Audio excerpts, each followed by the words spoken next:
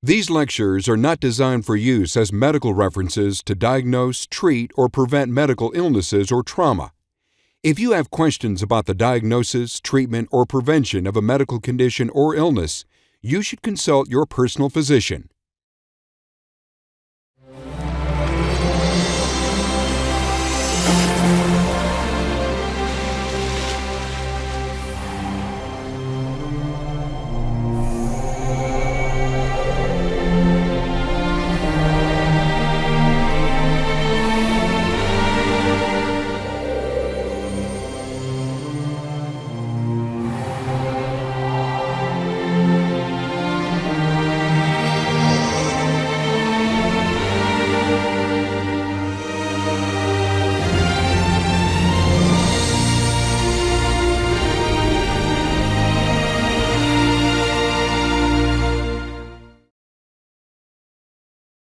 Your lecturer is Dr. Ronald D. Siegel.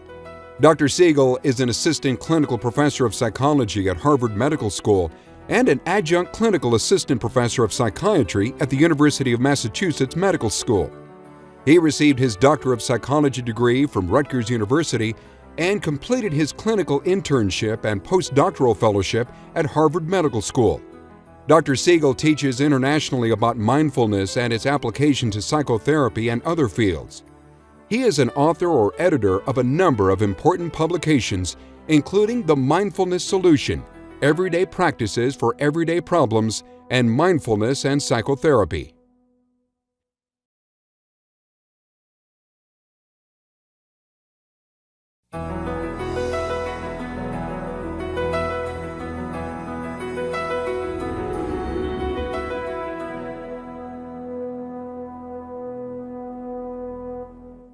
Welcome to our course on the Science of Mindfulness. Now, most people don't start a course on this topic because they've just fallen in love, won the lottery, and gotten a promotion.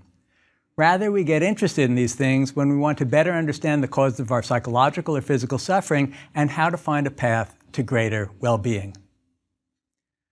Luckily, mindfulness practices can provide just such a path. They did so for an accountant I worked with who once loved sports but was disabled by back pain for years until he learned through mindfulness practice that he could work with the pain in a new way and return to a full athletic life. And they did it for an artist who had become so afraid of her panic attacks that she no longer went out with friends, but eventually found the courage to return to a full life by learning to be with her fear in a new way. And they did it for a high-powered executive who came to see me because he had become so accustomed to relieving his stress with alcohol that it was now affecting his health. But he was able to use mindfulness practices to transform the emotions and impulses that were driving him to drink. So what is mindfulness? Well, mindfulness, as we're using it in Western psychology and neuroscience, is a translation of a Pali term. Now, Pali was the vernacular language in which the teachings of the historical Buddha were first written down. And the word in Pali is sati, S-A-T-I. And sati connotes awareness, attention, and remembering. The awareness and attention part are pretty much the way we use them in English, to be aware and to pay attention. But the remembering part is different. It's not about remembering what we had for breakfast, or for that matter, remembering childhood trauma. It's about remembering to be aware and to pay attention. So it's about developing the intention to pay attention each moment of our day. Now, there's a wonderful Buddhist scholar named John Dunn at Emory University, and he was attending a conference of clinicians and researchers who were discussing mindfulness and psychotherapy. And he said, I think there's a problem with the way you guys are using the term sati, or mindfulness, in your work. And he used the following example. He said, imagine a sniper poised on top of a building, getting ready to take out an innocent victim. Well, that sniper would be very aware and very attentive, and every time his mind wandered from the task at hand, he'd be bringing it back to the present moment. And John said, I don't think that's exactly the attitude you're trying to cultivate in yourselves as psychotherapists, nor in your clients or patients. Something's missing. I like to think of what's missing as the Rogers, Carl Rogers and Mr. Rogers. Carl Rogers, you may know, was a pioneering psychologist who taught clinicians how to be present with their patients. And Mr. Rogers, you may know, is a child television star who helps kids to feel that no matter what they've done, no matter who they are, they're perfect just as they are. So this adds a kind of non-judgment or acceptance to the experience, a kind of kindness or friendliness. Putting these components together, we can think of mindfulness as being awareness of present experience with acceptance. And as you hear that, you may think, oh, I'm already mindful. I'm aware of present experience with acceptance. Nowadays, that there's so much research going on into how mindfulness can change our brains and how it can help us with clinical disorders, that there are scientists who've discovered and constructed scales to measure mindfulness. And what they find in measuring these scales is that if you ask people in the affirmative, are you aware of present experience with acceptance? Almost everybody indeed endorses that. It turns out that this is an example of something called the Dunning-Kruger effect. It's one of my favorite effects in social psychology. It was put forth by David Dunning and Justin Kruger at Cornell University. And it says that across all sorts of human domains and experiences and competencies, people's actual competence is inversely proportional to their perceived competence. Their actual competence is inversely proportional to perceived competence. You could think of this as the Homer Simpson effect. When Homer goes off on one of his misadventures, he's supremely confident. It's only us in the audience that realize that something's amiss. So the way this works with mindfulness is people who have done more mindfulness practice tend to see themselves as being less mindful than people who are less, who've done less practice. And it turns out that in measuring mindfulness, you do much better to ask about everyday mindlessness than about mindfulness. Now, luckily, I have lifelong experience in everyday mindlessness, so I can give you some examples. One occurred one day when I was running late. I was giving a talk on a topic like this in the Boston area, and I was kind of frazzled and hassled, and suddenly I realized I was going west rather than east on the Massachusetts Turnpike. Now, the Mass Pike is a toll road, so it was going to be a while before I could turn around. I had plenty of time to think about what had happened. For example, who was driving the automobile? I had no conscious recollection of any volitional entity, anybody I think of as Ron, having made any kind of decision. The car just went west instead of east. And even if you've never done this yourself, I'm sure you've had experiences in which the body simply is doing things on autopilot. That's one of the most common examples of everyday mindlessness. We also spend an inordinate amount of time lost in fantasies of the past and the future. Have any of you had the thought so far, I wonder if this lecture is going to be any good? After all, you perhaps have purchased the course and you want it to be good. If you examine that fantasy, it's really about imagining playing this forward, imagining getting to the end of the lecture, or perhaps the end of the whole course, and thinking, was it a good idea to have engaged in this, or was it a waste of my time and money? We're always imagining whether what we're doing now is going to lead to pleasure in the future, lead to gratification in the future. This happens even when we walk into a restaurant and we look at the menu and we think, well, will that meal make me happier at the end, or will that one make me feel guilty? And then there's something else that happens to almost all of us. Let me ask you a question. You want to guess what the leading cause of admissions is to emergency rooms in Manhattan on Sunday mornings? I often ask audiences this, and sometimes people will say gunshot wounds, hangovers, automobile accidents. It turns out that the actual answer is bagel cutting incidents. And I once mentioned this to a group of psychotherapists in Texas, and the guy raised his hand and he said, I got to tell you what happened to me.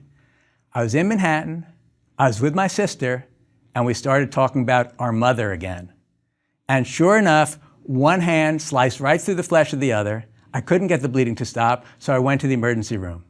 And the first thing the triage nurse said to me was, do you know, people like you are the leading cause of admissions here every Sunday morning? So apparently it's true. And then there's the mindlessness that involves trying to get through activities in order to get to the good stuff. This is, let me finish the dishes so I can have a cup of tea. Let me finish my paperwork so I can get home to my kids. Let me get through this traffic so I can get to the performance. If we start to look at our minds, we start to notice that very, very often we're trying to get rid of this moment in order to get to some other moment, some imagined Shangri-La moment in which we think we're going to feel more gratified. And this is particularly bizarre if we look at the moments that matter in our lives.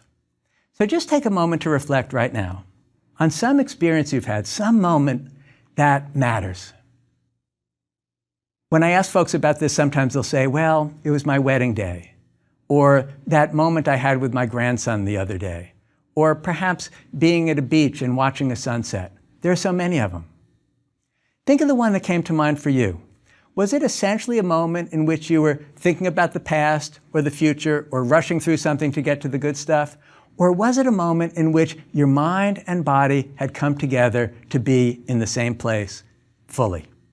The correct answer is it was a moment when your mind and body had come together to be in the same place fully.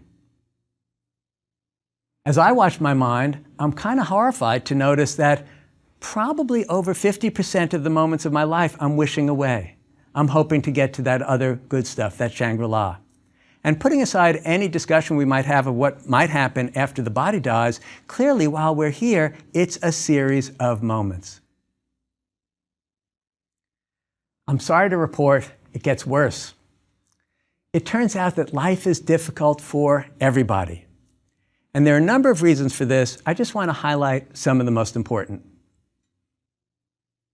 You may have noticed that everything changes and loss is inevitable.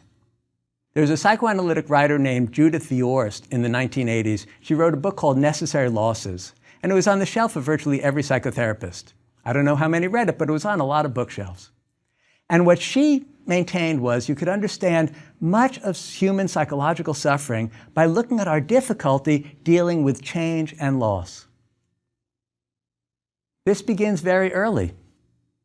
I don't want to give up my diapers and start using the potty. Thank you very much. The current arrangement suits me just fine. The big boy bed? No, my crib is good just the way it is. Or going off to school with all those strange people and a teacher I don't know? Oh no, I'd just as soon stay home with mommy. Much more comfortable. Now, of course, sometimes we're excited about these changes, but very often they come with a sense of resistance. I remember when my twin daughters were born, and it was time to trade in the old Toyota Corolla and get a minivan for practicality. And you know, it didn't feel so cool to me. Or later, when my daughters were growing up and they were getting ready to go off to college, and I thought, gosh, 17, 18 years of trying so hard to forge meaningful relationships with them, trying to establish the kinds of relationships that would help form a foundation for the rest of their lives. And now this is going to be my reward? They're going to abandon me the way I remember a number of girls doing when I was 18 myself? Who designed this system? Luckily, my wife has a little bit more wisdom than I do about these matters, and she pointed out, you know, if the kids had been so impaired that they couldn't go off to college, you'd probably be even more upset. And I'll grant her that. It's true. Projecting change into the future, you know, I'm not so thrilled. As I imagine entering assisted living someday, even if they're playing the Stones for my whole generation, I don't think I'm going to be so thrilled with the situation. We have other difficulties too. I was once listening to an interview on National Public Radio with Robert Sapolsky, the well-known stress physiologist.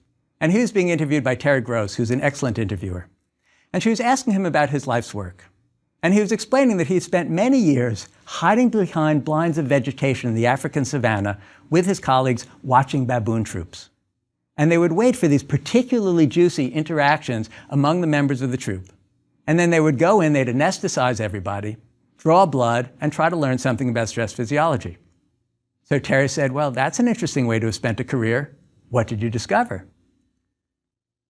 Dr. Sapolsky said, well, the first thing we discovered was it's really hard to anesthetize a group of baboons without screwing up their stress physiology. Somehow, apparently, they got past that barrier. She said, well, what else did you learn? He said, we also learned that stress physiology is far more complex than we had anticipated. We thought there were a handful of hormonal systems with predictable interactions, but it's really, really complicated. Now, Terry Gross is a good interviewer, and she wanted some kind of take-home point for the audience other than the sheer complexity of it all. So she said, is there anything that stood out over the years? And Dr. Sapolsky said, yes, there is one really robust finding. It's very bad for your health to be a low-ranking male in a baboon troop. Now, we may think as the smart monkeys that this doesn't apply so much to us. But if we start watching our minds carefully, we start noticing that our minds are repeatedly comparing ourselves to others.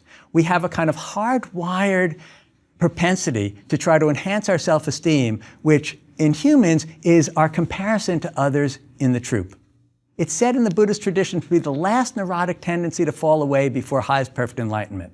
And we all get hooked on different domains or dimensions of this. For one person, it's who's wealthier. For someone else, it's who's smarter or more intelligent. For yet another person, it's who's more buff or physically fit. Someone else, it's artistic talent or creativity. Yet another person, it's sense of style, or who has the better behaved kids, or who has the better behaved spouse. Among meditators, this becomes particularly humorous. Who makes fewer comparisons? Who's more selfless, less self-preoccupied? Now, I don't know about your experience, but mine is, it's a hit or miss business about how successful I'll seem in these comparisons. I once asked the question to a large audience of psychotherapists, who here always wins in those comparisons?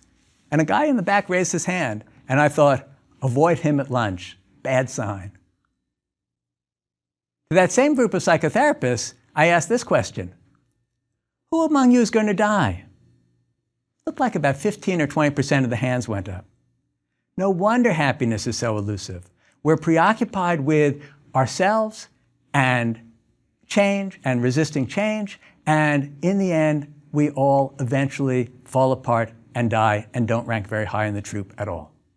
Now, mindfulness practices can help us with all of this. They can help us to see and accept things as they are rather than as we wish them to be, like being better able to deal with illness or even death. It's not an accident that so many hospice workers practice mindfulness meditation because it helps them to be able to accept the reality that they're working with. It can also help to loosen our preoccupation with self. In fact, it's shown to quiet parts of the brain that are associated with self-referential thought. It helps us to experience the richness of the moment and promotes savoring, which research has shown to be a very important component in most paths to well-being. And finally, it connects us to a world outside of ourselves, and this is particularly vital given our poor prognosis. And it's a reason why mindfulness practices figure so prominently in so many spiritual traditions. Mindfulness practice also helps us to get along better with other people, whether at home or outside of the home. It helps us to see the other more clearly and not believe so much in our judgments, so we don't get caught in condemning the other person who's upset us. It also helps us to not take things so personally, so that we can realize that much of the time, the other person's behavior isn't really about me. It rather reflects the other person's struggles and difficulties at the moment, and all of the factors and forces that have made them who they are. And it can help us to actually be present in relationships. And this is essential to providing empathy and support and connection with others. Perhaps one of its greatest gifts is it teaches us to not act on urges compulsively.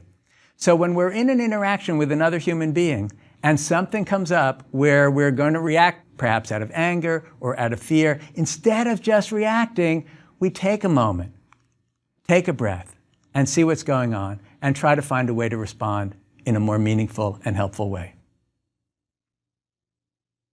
Now, over the coming lectures, we'll be looking much more at what mindfulness is and isn't, and what modern science is revealing about how it can resolve both everyday as well as more serious problems, while helping to make our lives richer and happier.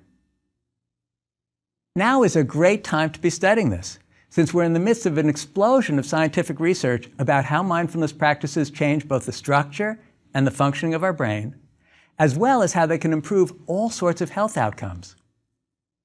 For over 30 years, I've been part of a group of clinicians and researchers in and around Harvard Medical School, all of whom have had long-time personal meditation practices. It's been very exciting for all of us to see these practices moving into the mainstream of psychology, of neuroscience, and medicine, as their positive effects on the mind, the brain, and the whole body are being studied. We're seeing that mindfulness practices actually keep important parts of our brain from withering away with age. And they also activate brain circuits associated with being happy, energized, and enthusiastically engaged in life. Mindfulness practices even lengthen telomeres. Those are the little ends of chromosomes that get worn down both with time and particularly with stress, and they result in the cell death that's associated with cells getting older. Now, to experienced mindfulness students, it can be strange that a millimeter of change in brain tissue shown on magnetic resonance imaging, or a shift in electroencephalographic brainwave activity, is more convincing in our modern age than the reports of many, many living people or thousands of years of testimony from monks and nuns who have successfully used these practices to find peace, fulfillment, and wellness. But for people relatively new to the practice, the scientific findings are important, especially given the tenacity of competing and frankly often questionable religious, philosophic, and medical claims over the ages. After all, how do we know that proponents of miracle cures and all sorts of solutions to life's problems aren't just fooling us or fooling themselves? It's encouraging for those of us who have found mindfulness practices to be personally transforming, and to have those of us who have taught them with positive results to others, to know that science is now validating time-honored observations about their power. Mindfulness practice is also itself a form of empirical inquiry, an investigative tool for a sort of inner rather than outer science. It enables us to carefully observe the processes that create distress and that alleviate it, both in our own minds and bodies as well as in others. And I think you'll agree, when you see the results in the laboratory of your own mind and your own body, that mindfulness practices can be remarkably transformative. This is also a great time to be studying mindfulness practices given the recent explosion of research into how they can help us with a remarkable variety of psychological difficulties. It turns out that everything from anxiety and depression to the challenges of intimate relationships, aging, and even raising children can be helped with mindfulness practices. In fact, in the last few years, at the annual convention of the ABCT, that's the Association for Behavioral and Cognitive Therapies, and it's where the students and the professors in clinical psychology programs who are developing scientifically tested psychotherapeutic interventions, that's where they meet each year, the majority of presentations at that conference have been about mindfulness and acceptance-based treatments. This means that mindfulness is now at the vanguard of scientifically supported psychotherapeutic interventions. I'll be sharing some striking examples of the power of mindfulness from my own clinical work, how I'll just be changing the stories a bit to protect my patients' confidentiality. So, does mindfulness sound good? Want to become more mindful? Let's take a look at how to do just that. To develop mindfulness, we do mindfulness practices. And we can understand this with an analogy to physical fitness. Physical fitness is strength, endurance, and flexibility. But to develop physical fitness, we do practices. We do workouts at the gym, or we go for a run, or we go for a bike ride. Well, in the same way, mindfulness is an attitude toward experience. It's awareness of present experience with acceptance. But what we do to develop mindfulness are these mindfulness practices. And we'll be learning a lot of them over the course of this course. Because many of these practices come from Asian traditions, it's easy for us to have misconceptions about them. And I'd like to clear up a few of those before we go any further. One misconception is that these practices are designed to develop a blank mind. There's a story that John Kabat-Zinn, who's done much to introduce mindfulness practices into the medical community, likes to tell. He was leading a retreat, and a guy came up to him and handed him a little comic, one of these Bazooka Joe comics that come in bubble gum. And in the comic, there was Joe sitting in full meditation, full lotus meditation posture, and he was saying, "Since I have discovered meditation, my mind has become a complete blank." And next to him was his sidekick Mort, and Mort said, "Gee, Joe, I thought you were born that way." This isn't about losing our capacity for higher cortical processing. It's not about forgetting our zip code, and it's really not about getting the thought stream to stop. It's usually only in the context of a very extended, intensive meditation retreat that the thoughts quiet down a great deal. The mind evolved to secrete thought. But it is about changing our relationship to the thought, so we're no longer identified with or believing in each thought that arises in our mind. Many people are drawn to mindfulness practices, as I mentioned earlier, during a difficult period. And the hope is it's going to get rid of those hard emotions. That's not actually how it works. What happens in mindfulness practice is we feel all of our emotions, the pleasant ones and the unpleasant ones, more vividly. And in the process, we suffer less, but we still feel the pain. Even though these practices were evolved and developed and refined by monks and nuns and hermits, their purpose is not withdrawing from life. Rather, the purpose of these practices is to awaken the mind and awaken the body to more fully participate in life. And even though often blissful experiences arise during practice, the purpose is not to seek bliss. The purpose is simply to be open to and accepting of all sorts of states that arise, including the blissful ones. Finally, even though we call this mindfulness, it's not about the mind as being separate from the body. Much of what happens in mindfulness practice involves paying attention in a careful way to exactly what's happening in the body in this moment. Now, under the umbrella of mindfulness practices, there are actually 3 skills that we're going to be learning to develop. And neurobiologists have helped us to clarify them. The first, the neurobiologists call focused attention. Traditionally, it's called concentration, and that helps us to observe things clearly. The second is called open monitoring these days. Traditionally, it's called choiceless awareness, or even mindfulness per se. That can be confusing because when John Kabat-Zinn and others brought mindfulness practices into Western medicine, they used mindfulness as a global term to encompass quite a number of different practices, while in the Buddhist tradition, mindfulness refers to open monitoring in particular. And we use this to see how the mind creates suffering. And third, there are acceptance and loving kindness practices that are used to soothe and comfort us. The neurobiological evidence is that the mental skills cultivated by these 3 meditation types actually represent overlapping yet distinct brain processes.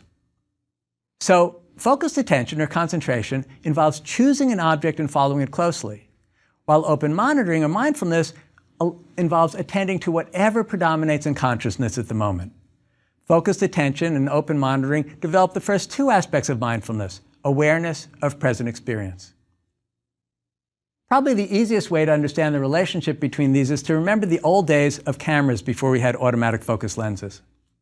You had to, if you were going to be a photographer, you had to know how to focus a lens first, otherwise you're going to be pretty much limited to impressionism. But once you could focus the lens, you could see anything clearly. Once we develop a certain degree of concentration, we can see what the mind is doing with great clarity. Now, the third skill, acceptance and loving kindness, is vital. Join me in a little exercise. What do you feel inside if you see a very cute little puppy, just barely able to stand, wagging his tail, looking up at you with big brown eyes? Is your dominant feeling one of harsh, critical judgment? Probably not. You probably feel something like, "Aww." Now, even if this puppy were to pee and poop in the wrong place and at the wrong time, and even if the puppy were not to listen to instructions, you'd think, well, it's okay, he's young, he just needs training. The likelihood is when you take up these practices that your mind will pee and poop at the wrong time in the wrong place, and it won't listen to instructions, particularly at the beginning. And we want to cultivate toward our minds the exact same attitude we would have toward this puppy.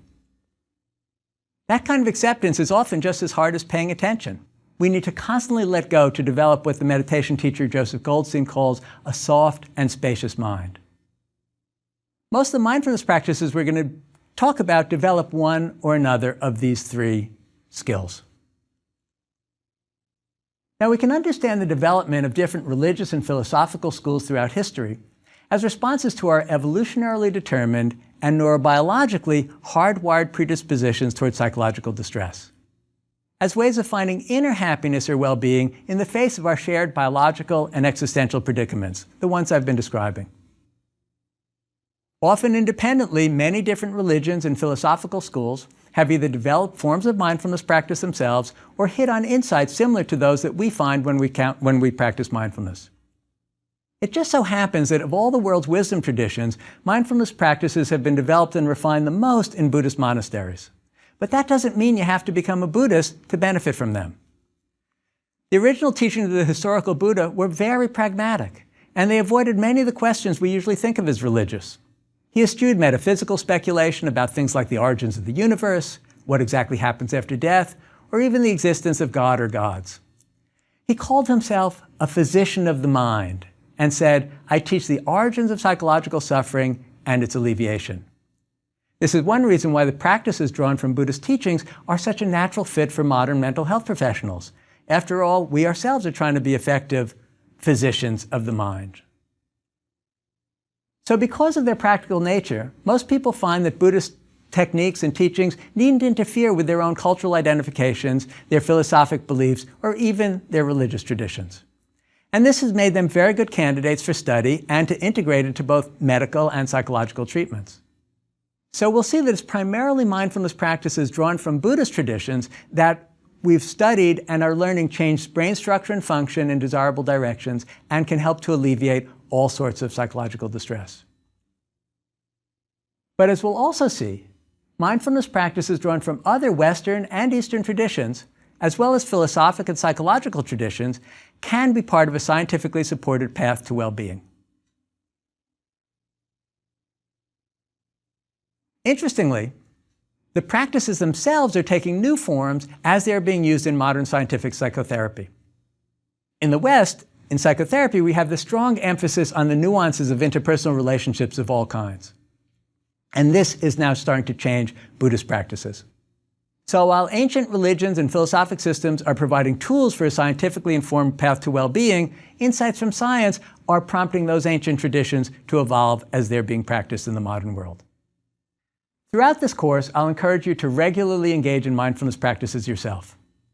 Like swimming, making love, or eating a gourmet meal, you can read or hear about it, but that won't give you the understanding or the benefits that you'd get from actually doing it. And it appears that mindfulness development is dose-dependent. If you do a little practice, you'll develop a little mindfulness. If you do a lot of practice, you'll develop a lot of mindfulness. So I'll introduce practices during the course, but also encourage you to practice them on your own. Most people find it helpful to follow recorded instructions, at least for the first several times they try a practice. Whether I'm teaching these to mental health professionals or my patients, I find that without either a live teacher or recorded instructions, it's hard for beginners not to get lost in daydreaming. And that's why we've provided longer audio recordings of several of the practices in the course to guide you. Now, just to get you started, let's share a brief moment of mindfulness right now. It's very simple. Just join me in taking one conscious breath. All you have to do is pay full attention to the sensations of breathing, to what you feel happening in your body from the beginning of an inhalation to the end of an exhalation. Ready? On your mark, get set, go.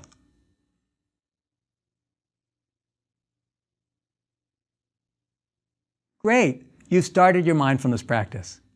And since you'll take around 8 to 10 million breaths each year, think of how many more opportunities you're going to have.